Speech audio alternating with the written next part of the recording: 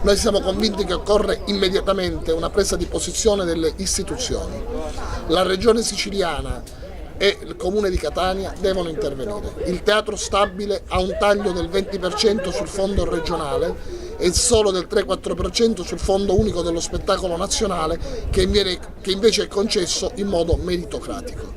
Quindi noi chiediamo al governo Crocetta di fare la sua parte, ci sono già delle discussioni in corso, speriamo sia la volta buona e speriamo di intervenire per risolvere questo problema, che il governo regionale lo faccia.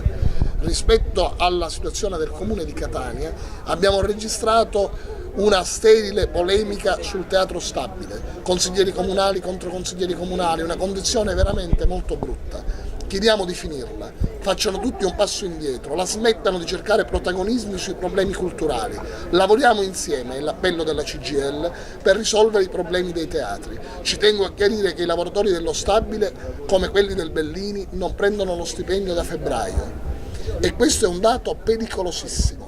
Ci tengo a chiarire che la programmazione culturale ha bisogno di certezza economica. È bene che tutti sappiano che i nostri teatri sono fonte di richiamo da tutta la Sicilia, sono un vanto di questa città. Lo Stabile ha un'importante scuola di teatro, il Bellini un coro e un'orchestra che sono invidiati in tutto il mondo. Il sovrintendente del Bellini ancora non si è insediato, lo faccia al più presto. Chiediamo al sindaco Bianco, che sta avuto interesse per la cultura, di mettersi a capo di un movimento che tuteli i teatri di Catania. Degli esempi di polemica sterile che non serve a nessuno. Perché è sterile, considerando che è partita proprio dai lavoratori?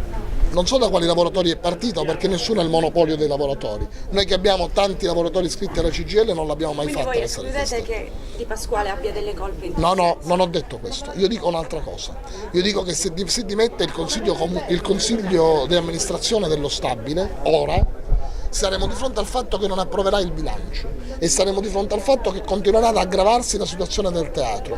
Sulle responsabilità, se ce ne sono, che le accerti la magistratura. Secondo voi è chiaro quel bilancio? Non lo so, io non mi intendo di bilanci e non l'ho letto approfonditamente. Una cosa so però, che intanto si approvi il bilancio e si metta in sicurezza il teatro. Dopodiché, se ci sono problemi, non c'è nessun problema. Chi ha problemi ricorre alla magistratura. Lo faremo noi stessi se ci accorgeremo che ci sono delle difficoltà. Un'ultima domanda. È vero che ci sono degli iscritti alla CGIL che stanno migrando verso la CISL proprio perché non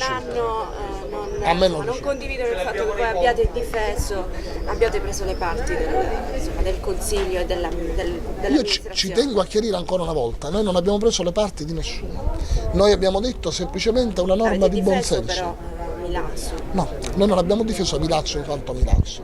Noi abbiamo detto che oggi chiedere le dimissioni mentre si approva il bilancio del Consiglio di amministrazione equivale a peggiorare la situazione del teatro anche operativamente. Quindi noi diciamo che se i consiglieri comunali hanno carte di rilievo penale, come fanno presagire, le mandino alla procura. Però, dottor Rota, mi scusi, la mozione che è stata approvata in Consiglio comunque ha una certa valenza perché si tratta del Senato della città. Perché non è stata calpestata sostanzialmente da dei messaggi che vi siete mandati fra sindacati, fra il vicepresidente Torrisi che insomma è dei vostri, fra il sindaco Bianco? Sembra che ci sia una volontà di non cercare responsabilità all'interno del teatro. Io so che il tiro al Crocetta è facile in questo momento, però penso che anche dentro il teatro un calo degli abbonamenti c'è stato ed è comprovato. Noi intanto non abbiamo il piacere di avere fra i nostri l'avvocato Torrisi perché non è iscritto alla CGIL.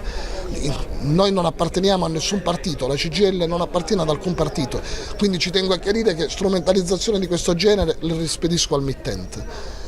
Conosco l'avvocato Torrisi, conosco il dottore Milazzo, ma non sono dei nostri, sono persone che stanno nel consiglio di amministrazione del teatro. Se ci sono problemi di gestione siamo pronti ad approfondirli. Noi rispettiamo il Consiglio Comunale, non lo calpesteremo mai perché è espressione della volontà popolare. Siamo liberi di esprimere la nostra volontà. La CGIL da 70 anni, anzi no, da 100 anni in questa città esprime la sua volontà liberamente, autonomamente dai partiti. E giusto la CGIL in questo momento ha una contrapposizione aperta con i partiti di governo pesantissima in tutta Italia.